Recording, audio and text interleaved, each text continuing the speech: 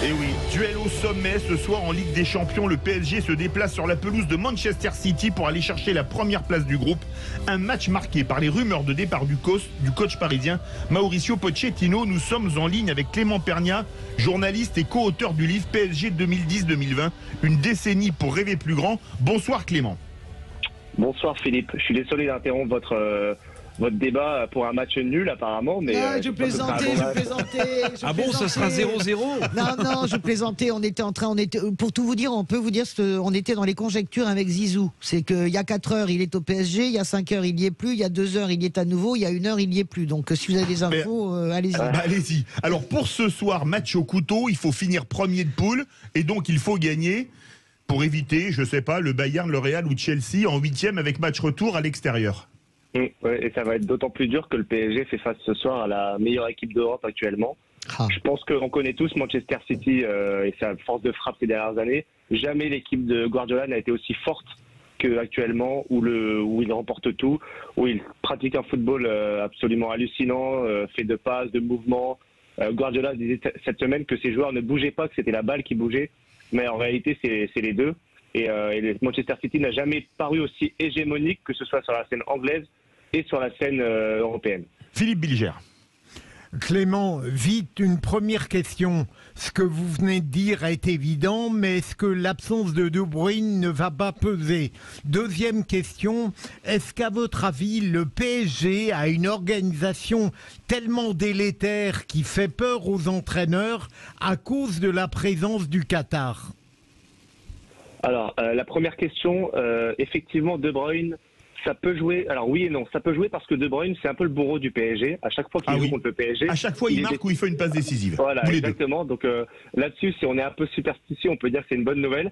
Après, le Manchester City de Pep Guardiola est un tel collectif qu'en fait, les joueurs se fondent dans l'animation de jeu. Et justement, c'est pas l'animation qui dépend des joueurs et des individualités. Donc, malgré tout, je pense qu'ils vont très bien s'en sortir sans lui. La deuxième question, je l'ai oubliée, désolé. Est-ce que vous pouvez me la rappeler? Est-ce que l'organisation du PSG est tellement compliquée et fait peur aux entraîneurs parce qu'il y a le Qatar? Je sais pas. Je sais pas si c'est lié au Qatar de manière inhérente. En tout cas, c'est lié à l'organisation du PSG, à l'institution du PSG, qui fait que depuis une dizaine d'années, elle a placé ses individualités, ses stars, ses recrues au-dessus de l'institution, et n'importe quel entraîneur qui vient diriger cette équipe doit faire face à ça et a énormément de difficultés à mettre en place son jeu et à être au-dessus de ses individualités. Donc ça rend compliqué la mise en place d'une stratégie à moyen et à long terme. Éric Revel. Alors Clément, j'ai adoré la formule de l'entraîneur de Manchester que vous rappeliez. C'est pas les joueurs qui bougent chez la balle. Ça, je trouve ça fantastique. Ça veut dire effectivement ce que ça veut dire. Mais sur la stratégie footballistique du PSG, le moins qu'on puisse dire, c'est qu'ils en ont pas. Il n'y a pas de système de jeu au PSG. Chacun fait un peu ce qu'il veut. En face de ça, une stratégie très affûtée de Manchester. On a tout à craindre pour le PSG parce que une star un peu moins en forme, quand il n'y a pas de système de jeu, ça fait un fiasco à l'arrivée. Ouais, vous touchez du doigt le problème du PSG cette saison, c'est-à-dire qu'il y a énormément d'individualités, de superstars. Il y a peut-être les 3 meilleurs joueurs du monde, avec Messi, Neymar et Mbappé. Mais la Ligue des Champions, ça se joue sur d'autres choses, d'autres aspects. Ça se joue sur la dimension athlétique, ça se joue sur le collectif, ça se joue sur le repli défensif. Et le PSG, force est de constater qu'il défend aujourd'hui en Ligue des Champions avec 6 ou 7 joueurs. Donc forcément, ça crée des déséquilibres. On a des joueurs qui certes techniquement, quand le PSG a le ballon, c'est magnifique parce qu'ils se trouvent, même s'ils ne se connaissent pas, ils se trouvent dans un mouchoir de poche. Mais quand il faut jouer un peu plus en équipe, un peu plus en bloc, et là, c'est plus compliqué parce qu'on a un tiers de l'équipe qui ne défend pas. Donc oui, c'est plus compliqué que si on a des joueurs qui se fondent dans un collectif, effectivement. Françoise Degois. Oui, on en parlait avec Philippe David qui disait une chose très juste. Je lui vole sa réflexion que je trouve intéressante. Il disait parfois il y a des matchs comme ça qui deviennent les matchs de référence. Je pense au 15 de France.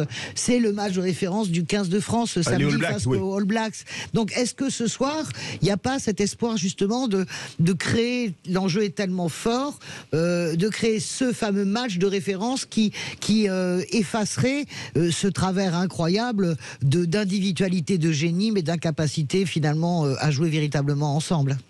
Oui, effectivement, on attend un peu ce match référence cette saison. Alors, deux choses. Déjà, le PSG va mieux depuis 2 matchs dans le jeu pratiqué. Ça, faut quand même le souligner parce que c'était vraiment mauvais avant ces 15 derniers jours.